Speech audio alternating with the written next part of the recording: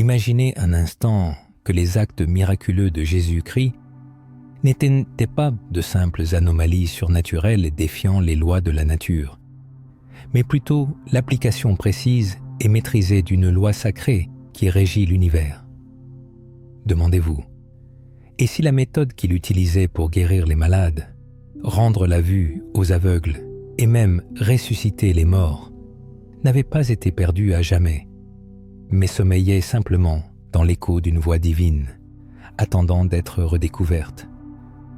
Ceci n'est pas une simple métaphore, c'est un secret gardé pendant des siècles par des mystiques, des sages et des initiés, conscients que le son n'est pas une simple vibration de l'air, mais un véritable pont reliant le monde spirituel au monde matériel.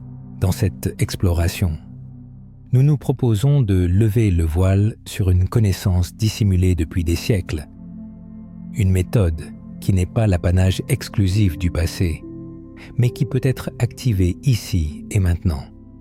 Et permettez-moi de vous l'assurer dès le départ. La dernière découverte que vous ferez sera la plus stupéfiante de toutes. Elle a le pouvoir de transformer radicalement votre perception des miracles de Jésus et de l'essence même de la réalité. Transportons-nous par la pensée sur les chemins désertiques de Galilée, où Jésus parcourait les terres parmi les démunis et les souffrants, apportant non seulement des paroles de réconfort, mais aussi des vibrations capables de pénétrer au cœur même de la maladie. Souvenez-vous de sa voix. Non seulement le sens de ses discours, mais aussi la force intérieure qui en émanait. Les traditions anciennes affirment que la parole elle-même est un acte de création. Au commencement était le Verbe, et le Verbe était avec Dieu, et le Verbe était Dieu. Ce n'est pas une simple allégorie. Selon la philosophie ésotérique, le Verbe, ou Logos, représente le son primordial, la résonance divine dont l'univers entier a émergé. Helena Blavatsky, fondatrice du mouvement théosophique, soutenait que le son est une force cosmique, une architecture invisible qui façonne les mondes et la conscience. Elle parlait de l'ancienne doctrine du « Verbe fait chair » comme de la clé pour comprendre tous les miracles. Lorsque Jésus s'adressait aux gens, il n'utilisait pas le langage comme nous le faisons au quotidien. Sa voix était empreinte du Logos divin, harmonisant les vibrations de ceux qui l'entouraient et les ramenant à leur état originel d'intégrité. Réfléchissez, lorsqu'un mal frappe le corps humain, que se passe-t-il réellement? La science moderne l'explique comme un dysfonctionnement de l'organisme, une infection ou un déséquilibre.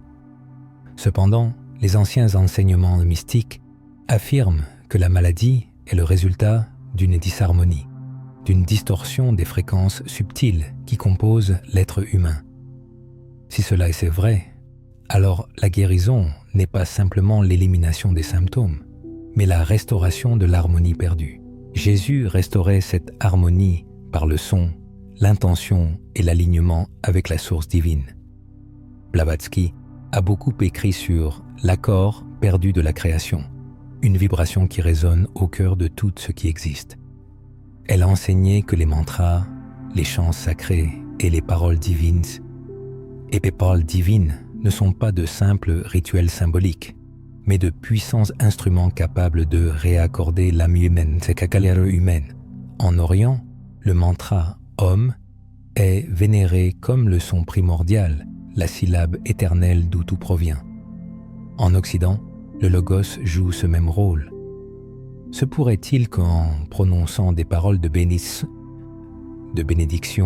de pardon ou de commandement, Jésus faisait consciemment appel à cette résonance universelle? Imaginez la scène. On lui amène un homme aveugle de naissance. Dans la foule, on entend des chuchotements, des doutes et des moqueries. Mais Jésus s'agenouille, touche la terre et, d'une voix sans l'ombre d'un doute, empreinte d'une certitude absolue, il prononce des paroles. À cet instant précis, la réalité semble se plier, non pas parce qu'il la force, mais parce que sa voix aligne la vibration altérée de la vue de cet homme avec le modèle divin de la perfection. Ce que le monde perçoit comme un miracle est en réalité la manifestation d'une loi cosmique, la loi du son, qui restaure l'ordre à partir du chaos. Du chaos naît l'ordre, et ce principe éternel est peut-être accessible aujourd'hui encore. Le secret ne réside pas dans la superstition, mais dans la maîtrise du champ vibratoire de son propre être. Les mots, les tonalités et même le silence possèdent le pouvoir de guérir, de créer et de transformer. Les plus grands mystiques de toutes les cultures l'ont affirmé. Pythagore parlait de la musique des sphères, une harmonie céleste qui soutient l'univers. Les prêtres égyptiens utilisaient des chants pour éveiller les forces cachées de l'âme. Et les sages védiques ont développé des systèmes sonores pour guérir le corps et l'esprit. Elena Blavatsky affirmait que chaque son est un symbole, et chaque symbole est une force. Comment les êtres humains utilisent-ils leurs paroles? Sont-elles dispersées, réactives, inconscientes, ou portent-elles une intention, une résonance et un alignement avec une vérité supérieure? Le véritable miracle ne commence pas lorsque l'on attend une guérison extérieure, mais lorsque l'on apprend à parler, chanter et émettre des sons avec la conscience de la vibration divine. Une immersion plus profonde dans la mécanique cachée du son divin nous attend, révélant le lien entre la méthode de Jésus et l'ancienne science de la prononciation sacrée, préservée par les initiés. La révélation qui s'ensuivra pourrait changer votre vie et votre vision du lien avec le divin. Chaque miracle accompli par Jésus était l'utilisation délibérée d'une science ancienne et universelle, qu'il n'a pas inventée, mais incarnée. Les Esséniens, la communauté mystique à laquelle Jésus était lié, préservaient des connaissances sacrées héritées de l'Égypte, de Babylone et de l'Orient, y compris des chants et des incantations qui alignaient l'homme avec l'ordre divin. Imaginez une assemblée d'Esséniens. L'air est saturé d'encens. Les voix s'élèvent en un unisson harmonieux, résonnant avec un objectif commun. C'était une médecine pour l'âme, où chaque syllabe était considérée comme sacrée et chaque ton comme un pont entre le ciel et la terre. Jésus a grandi dans cet environnement, apprenant la musique cachée des Écritures. Elena Blavatsky a écrit que les anciens adeptes protégeaient ces mystères, car un mauvais usage pouvait déformer la réalité. Le son peut guérir ou nuire, selon l'intention. Jésus enveloppait ses paroles d'amour, de pardon et d'alignement avec le Père divin. Son son était une pureté éthique fusionnée avec la loi cosmique. Sans cette pureté du cœur, ni syllabe, ni chant, ni mot ne possèdent de pouvoir transformateur. Jésus a appelé Lazare hors du tombeau non par un simple souhait, mais par un ordre. Lazare, sors. Ces paroles étaient un son revêtu d'une certitude divine. Le tombeau a obéi, car le son pénètre la pierre, les ténèbres et la mort. Lazare est ressuscité parce que la vibration de la voix de Jésus l'a reconnecté au pouls de la vie. Pensez aux phrases qui vous échappent jour après jour. Portant-elles une charge de vitalité, comme pour appeler à la vie la meilleure version de vous-même, ou sont-elles pleines de désespoir, plongeant votre esprit encore plus profondément dans l'abîme du découragement? C'est ici que la connaissance ésotérique trouve son application pratique. Lorsque les mots sont remplis de foi, lorsque la voix résonne à l'unisson avec l'amour et la vérité, ils cessent d'être de simples sons pour devenir une puissante force créatrice capable de façonner la réalité. Helena Blavatsky affirmait que l'univers est une symphonie majestueuse, où chaque être, chaque âme, apporte sa note unique à l'accord global de l'existence. Lorsque la dissonance engendrée par la peur, la haine ou la séparation s'installe dans l'âme, elle conduit inévitablement à la maladie et à la souffrance. Dans ce cas, la guérison n'est rien d'autre que le retour de l'instrument de l'âme à l'harmonie avec le son universel. Jésus agissait comme un musicien divin, jouant la note juste qui ramenait chaque fausse note à sa pureté originelle. Imaginez le corps humain comme une harpe, où chaque organe et chaque cellule est une corde vibrant à sa propre fréquence. Si une seule corde est désaccordée, l'harmonie est rompue et la maladie apparaît. Maintenant, imaginez la voix du Christ touchant cette corde et lui restituant instantanément sa sonorité parfaite. C'est là l'essence de son pouvoir de guérison. Et bien qu'il l'ait incarné au plus haut degré, le principe lui-même reste universel. Chaque être humain est le musicien de sa propre âme. Les sons qu'il émet, les prières qu'il offre, les chants qu'il entonne, tout cela sert de diapason à son monde intérieur. La science moderne confirme que les fréquences sonores influencent la matière. Les expériences enzymatiques démontrent comment, sous l'effet de certaines tonalités, le sable forme des motifs complexes, témoignant de la capacité du son à créer de l'ordre. Si de simples grains de sable obéissent aux lois de la vibration, à quel point les cellules vivantes du corps humain peuvent-elles être plus réceptives à un son accordé à l'onde divine? Ce n'est pas une simple fantaisie, mais un phénomène physique où la spiritualité et la science se rejoignent. Cependant, il existe un niveau encore plus profond. Jésus ne guérissait pas seulement par les mots, mais aussi par le silence. Car même le silence a son propre son, inaudible à l'oreille mais résonnant dans l'âme. Les mystiques affirment que le silence porte en lui son non manifesté, la vibration originelle de l'univers qui existait avant la création du monde. Lorsque Jésus s'immobilisait en silence, lorsqu'il regardait avec compassion sans prononcer un mot, il émettait ce son silencieux, transmettant la guérison sans l'aide des mots. Blavatsky appelait cela la voix du silence, que seule une âme éveillée peut entendre.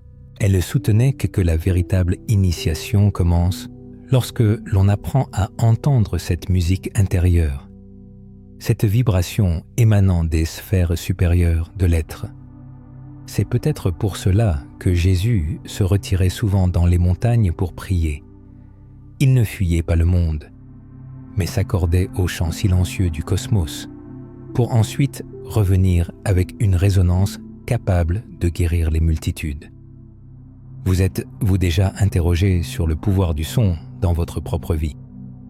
Pensez à un chant qui a élevé votre esprit, à une chanson qui a guéri une blessure de cœur, ou à un seul mot, dit au bon moment, qui a changé le cours des événements.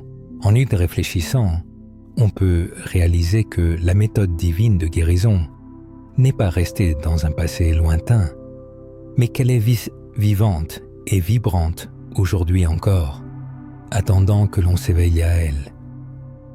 Nous allons maintenant éclaircir la manière dont la sagesse secrète du son sacré a été transmise à travers les écoles ésotériques d'initiation et comment Jésus lui-même a agi en tant que gardien et transmetteur de cette méthode ancienne. Il est crucial de se rappeler que la révélation finale à laquelle nous parviendrons possède un pouvoir immense, capable de transformer radicalement votre compréhension de l'interconnexion entre la guérison par le son et votre propre potentiel divin. Pour saisir l'essence de la méthode de Jésus, il faut remonter dans le temps, aux sources des traditions de sagesse qui ont préparé le terrain pour sa mission. Le pouvoir de guérison du son n'a pas été découvert au premier siècle de notre ère. C'était une vérité gardée pendant des siècles par des prêtres, des écoles de mystère et des sociétés secrètes qui comprenaient que le son est la clé de la création. Les anciens Égyptiens, par exemple, construisaient leurs temples non seulement comme des lieux de culte, mais aussi comme des caisses de résonance conçues pour amplifier les chants sacrés. Les prêtres d'Égypte utilisaient des intonations spécifiques pour éveiller les forces divines chez les initiés. Des découvertes archéologiques témoignent de l'existence de chambres à l'intérieur des pyramides, où l'acoustique était si parfaite qu'un seul son pouvait faire vibrer toute la structure. Imaginez la résonance de ces hymnes lorsque des centaines de voix emplissaient l'espace, invoquant l'harmonie même de l'univers. C'est dans cette tradition du son sacré que Jésus a reçu son éducation spirituelle. Helena Blavatsky a noté que pendant ces années perdues, Jésus a probablement voyagé et absorbé la sagesse de diverses cultures, que ce soit en Égypte, en Inde ou parmi les ascètes des déserts de Judée. Il est parvenu à une connaissance universelle. Le son, utilisé avec pureté et intention, est un pont entre l'humain et le divin. Blavatsky a écrit que chaque initié doit maîtriser le verbe créateur, car sans lui, aucun véritable miracle n'est possible. Il est important de noter qu'en guérissant, Jésus disait souvent « Ta foi t'a sauvé ». À première vue, il semble que la responsabilité incombe aux croyants.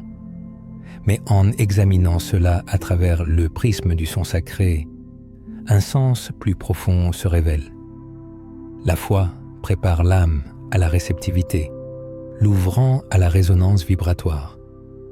Le son émanant de Jésus trouvait un réceptacle prêt à être harmonisé. Sans la foi, la résonance se heurtait à la résistance, à la distorsion, à l'incrédulité, et le miracle ne pouvait se manifester. Le son divin est toujours présent, mais il exige que le cœur humain soit accordé, comme un instrument de musique, pour le recevoir. Tournons-nous vers l'évangile de Jean, où Jésus déclare « Les paroles que je vous ai dites sont esprit et vie ». Ce ne sont pas de simples lignes poétiques. Blavatsky expliquait que le mot « esprit » vient du mot « souffle », le pneuma, la force vitale transmise par la vibration. Quand Jésus parlait, son souffle n'était pas ordinaire. Il était chargé du courant du logos. Ses paroles étaient une vie car elles portaient en elles la fréquence de la vie elle-même. Pensez-y, le corps humain est principalement composé d'eau et des recherches scientifiques modernes montrent comment les molécules d'eau modifient leur structure sous l'effet de différentes vibrations. Les expériences du Dr Masaru Emoto, bien que controversées, illustrent ce qui se passe lorsque le son et l'intention agissent sur l'eau. Sous l'influence de mots d'amour, de magnifiques formes cristallines apparaissent, tandis que des mots de haine créent des distorsions chaotiques. Si des mots ordinaires peuvent façonner l'eau, et si notre corps est principalement composé d'eau, imaginez l'impact du son divin de Jésus sur le corps humain. Sa voix était comme un diapason, ramenant les hauts du corps à un état d'ordre parfait. De tout temps et dans diverses cultures, le son a été investi d'une signification particulière et sacrée. Dans la tradition juive, il y a le tétragramme, le nom sacré et imprononçable de Dieu, dont la puissance est si grande qu'il était strictement interdit de le prononcer en vain. En Inde, la syllabe éternelle « Om » est vénérée comme la vibration originelle de la création, l'écho de l'acte même de la création. Les moines tibétains pratiquent le chant de mantra, cherchant à accorder leur âme à des états de conscience supérieure. Même les peuples autochtones d'Amérique utilisent les rythmes des tambours et des chants de guérison pour restaurer l'harmonie spirituelle. Comment expliquer cette vénération quasi universelle du son? La réponse est simple. La vérité trouve un écho dans chaque tradition, et le son est le langage universel de l'âme, compréhensible par chaque cœur. Il convient de réfléchir au rôle du son dans notre vie quotidienne. Il ne s'agit pas seulement de musique ou de communication, mais aussi de silence, de rythme, de ton. Chaque mot prononcé est un fil tissé dans la toile de notre réalité. Sommes-nous conscients de ce pouvoir? Malheureusement, l'humanité a perdu la compréhension de la nature sacrée de la parole. Les mots ont été dévalués, sont devenus dispersés et profanés. Mais souvenons-nous de Jésus, qui ne gaspillait jamais ses paroles. Chacune de ses déclarations était pleine de sens et chargée d'une résonance divine. Helena Blavatsky a averti qu'un mot imprudent peut détruire bien plus qu'il ne peut créer. Dans l'Antiquité, on enseignait aux disciples à garder le silence pendant des années avant de leur permettre de prononcer ne serait-ce qu'une seule syllabe sacrée. Pourquoi? Parce qu'un son, une fois libéré, ne peut être repris. Il façonne instantanément la réalité. C'est pourquoi Jésus a dit « Par tes paroles, tu seras justifié, et par tes paroles, tu seras condamné. » Ce n'est pas une métaphore, mais une référence à la loi de la vibration. Les mots ont le pouvoir de créer, de détruire et de guérir. Imaginons la scène. Jésus se tient devant une foule de gens, dont beaucoup sont malades et brisés. Il n'a pas recours à des rituels complexes, mais prononce des mots simples qui, cependant, vibrent avec la force même de la création. Les malades sont guéris, les aveugles voient, les lépreux sont purifiés.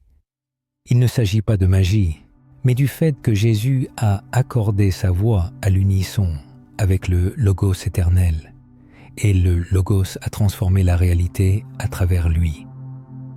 La profondeur de sa méthode réside dans sa simplicité. Un son divin, une intention pure, une foi inébranlable. Et voici le secret. Nous ne sommes pas séparés de ce Logos. La même vibration divine qui parlait à travers Jésus résonne également en nous. Peut-être ne pouvons-nous pas ressusciter les morts, mais nous pouvons élever notre esprit des profondeurs du désespoir. Peut-être ne pouvons-nous pas guérir un aveugle, mais nous pouvons guérir l'aveuglement de notre propre cœur. Chaque fois que nous parlons avec amour, que nous chantons en harmonie, que nous nous plongeons dans le silence et ressentons le son silencieux, nous touchons à la méthode du Christ. Mais la révélation la plus importante est encore à venir. Dans la dernière partie de notre voyage, nous dévoilerons le secret ultime. Le son divin n'est pas seulement un outil de guérison, mais l'essence même de la transformation spirituelle. Nous verrons que la méthode utilisée par Jésus n'appartient pas à l'histoire. Elle est vivante en nous et attend d'être éveillée. Tout au long de ce parcours, nous avons vu que la guérison de Jésus reposait non pas sur des superstitions, mais sur la loi universelle du son divin. Nous avons vu comment ces paroles portaient la vibration du Logos, comment la foi ouvrait les cœurs pour recevoir cette résonance, et comment diverses traditions témoignent de la puissance sacrée de la vibration. En fin de compte, le secret du son divin n'est pas quelque chose d'extérieur à nous, mais un phénomène qui naît au plus profond de notre être. Helena Blavatsky, dans ses écrits ésotériques, a insisté sur le fait que le véritable adepte doit prendre conscience du Logos non pas comme quelque chose d'extérieur, habitant les sphères célestes, mais comme une vibration éternelle qui résonne dans les recoins les plus intimes de l'âme. Elle appelait cela le Verbe intérieur, une voix vivante qui s'exprime sans syllabes, la mélodie du Soi supérieur. Les miracles accomplis par Jésus n'avaient pas pour but que nous nous prosternions devant lui comme un idéal inaccessible, mais de démontrer ce qui se produit lorsque le Verbe intérieur s'éveille pleinement et s'écoule librement à travers une vie humaine. Si le son divin est la cause première de la création de l'univers, et si nous, en tant que partie de cette création, portons en nous une étincelle du Créateur, alors ce même son vit inévitablement en nous. Lorsque Jésus a dit « Le royaume de Dieu est au-dedans de vous », il pointait vers cette vérité profonde.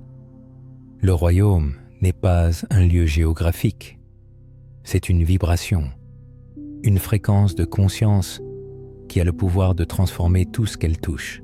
Les miracles manifestés au monde n'étaient que des signes de ce qui se passe lorsqu'un être humain atteint une harmonie totale avec ce royaume intérieur.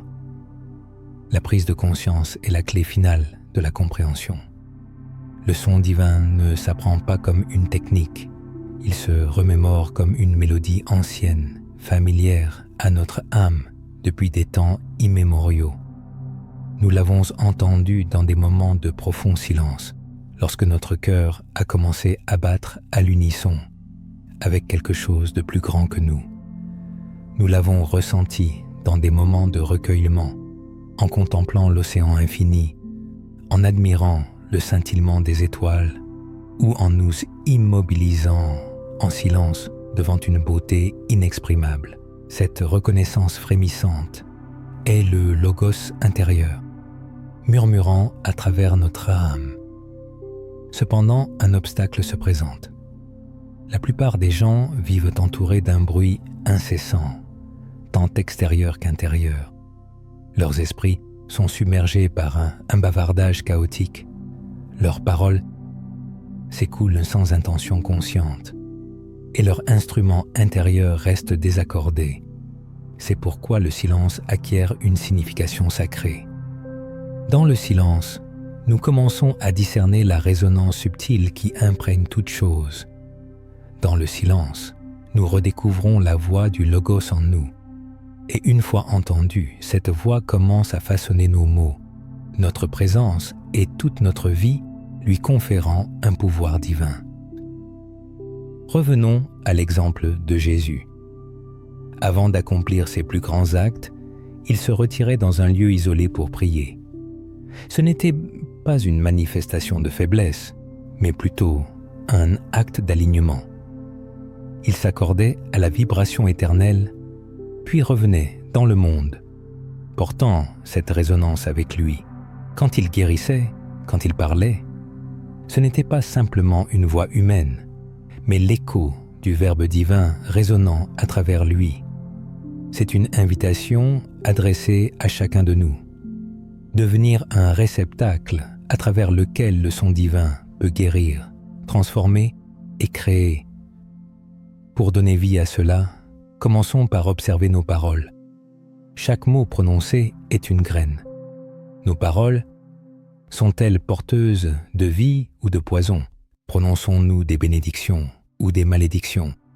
Semons-nous l'harmonie ou la discorde? Avec chaque mot, nous nous rapprochons de la vibration divine ou nous nous en éloignons. Ensuite, explorons le son sacré. Chantons des mots de pouvoir. Élevons des prières avec un sentiment sincère ou fredonnons simplement une mélodie qui résonne dans notre cœur. Ressentons comment cela transforme notre état. En fin de compte, la quête du silence devient un élément clé de la recherche spirituelle. C'est dans le silence, loin de l'agitation du monde, que le son éternel se manifeste dans toute sa plénitude. Ce n'est pas le fruit d'un effort humain, mais plutôt une révélation accessible à celui qui écoute attentivement. La compréhension la plus profonde réside dans la prise de conscience que le son divin est l'essence même de l'être humain. L'individu n'est pas simplement en quête de cette vibration. Il est l'incarnation même du son divin, une partie intégrante de l'harmonie universelle.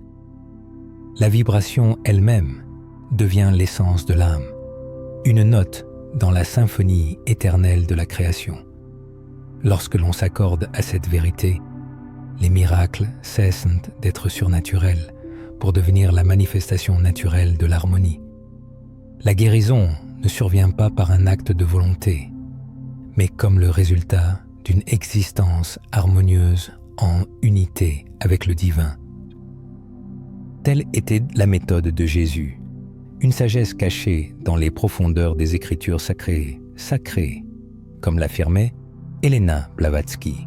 Cette invitation est ouverte à tous, appelant chacun à éveiller sa parole intérieure, à vivre en harmonie avec le son divin et à transformer sa vie en une présence guérisseuse dans le monde.